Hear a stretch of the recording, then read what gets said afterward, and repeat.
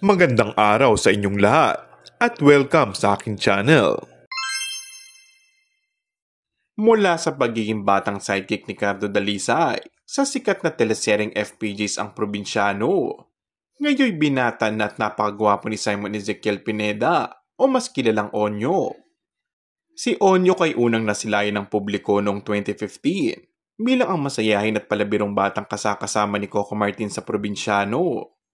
Sa kanyang edad, agad siyang minahal ng mga manonood dahil sa kanyang likas na karisma, galing sa pag-arte at natural na pagkamakulit. Ngunit sa kabila ng kasikatan, pinili ni Onyok na huminto muna sa showbiz noong 2017 upang bigyan pansin ng kanyang pag-aaral. Ayon kay Coco Martin, suportado nito ang desisyon ni Onyok na makapagtapos ng pag-aaral.